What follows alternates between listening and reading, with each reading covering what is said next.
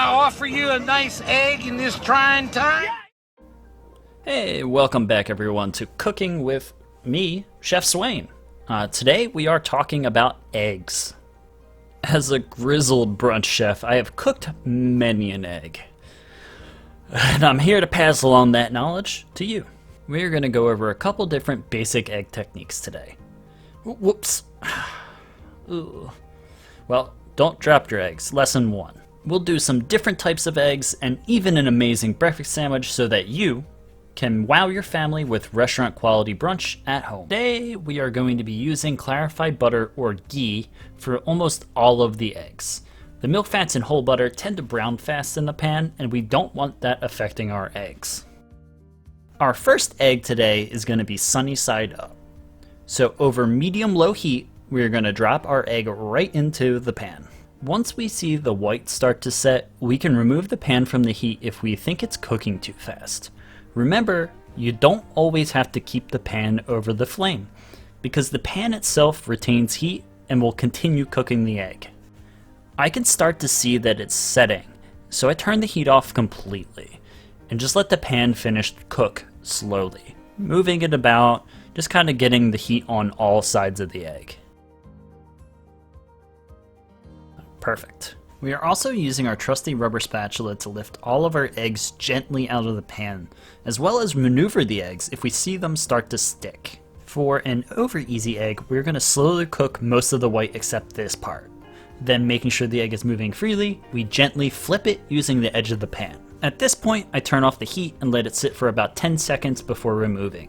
For over medium, I'd let it sit in the pan longer for about 45 seconds. Gently touching the top to check the firmness of the egg is what I desire. For an over hard egg, I'm going to leave the flame on after I flip it. I'm looking for the yolk to be completely set for this temp. Over hard eggs are the only egg that it's acceptable to have some coloration on it. Obviously, this is all personal preference, but if you want to cook an egg like the brunch pros, this is what we look for. Once again, I'm turning off the heat eventually to let the pan finish the cook. Residual heat is really important in almost all cooking. Next one up is our scrambled eggs. Here I have a couple of eggs that I scrambled in a bowl with a fork, and I poured it into a pan that's on medium-high heat. These are going to cook fast, so be prepared with your spatula. As you can see, I pulled the pan off the heat and quickly scrambled the eggs using that residual heat, folding them over themselves quickly so that it's all set up. A good non-stick pan will make this super easy for you, but even a beat-up one like the one I'm using here works like a charm. Just don't use metal utensils in them, they scratch the non-stick surface off. Next up is the fabled poached egg, star of every Eggs Benedict. We start with a pot of water that has a splash of white vinegar in it. Using a strainer will take out some of those pesky egg white strands you get while poaching eggs. With our egg strained and our pot of water at a rolling simmer, we're going to use a spoon to create a little whirlpool at the center to drop our egg right into.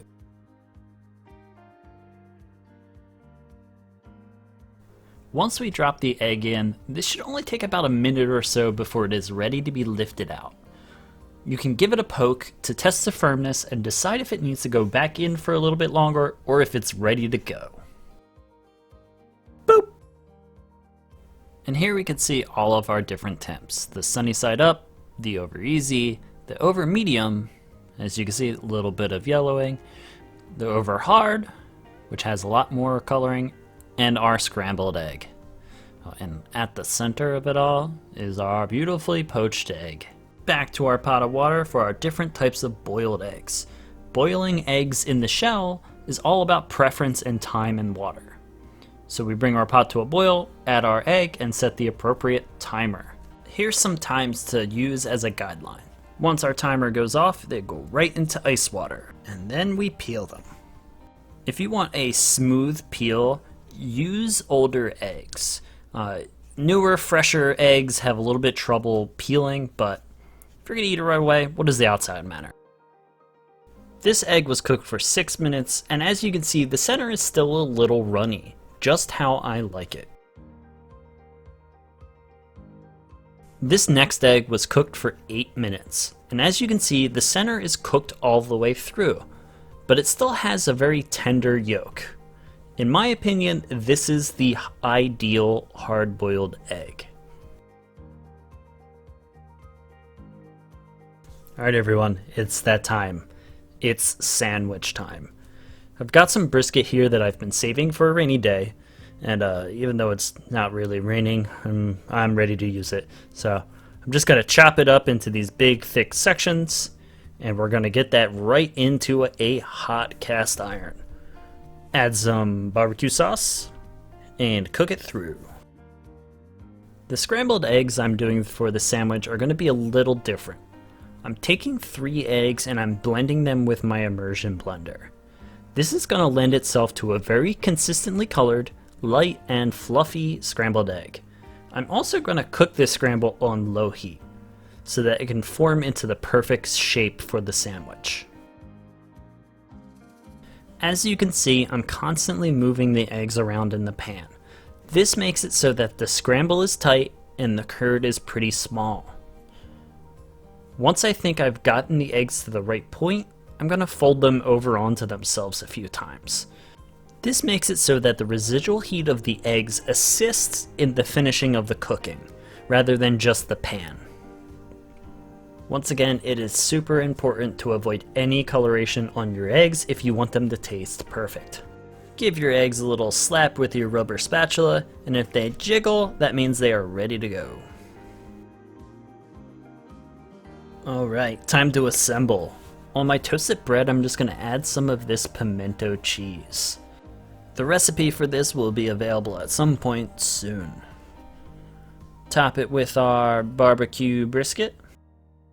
And then with our perfectly cooked scrambled egg, get that on there. Alright, time to assemble our sandwich. I ran out of parchment paper, so I've got this foil wrap that I'm going to wrap my sandwich in, and then cut it for the perfect cross section. Thank you for joining me today on this egg adventure. There's still plenty of other egg techniques we will do for a future video, but if you like this one, please like and subscribe. I put out videos every Monday and Friday. Have a magnificent day, and may your quest for food knowledge be bountiful.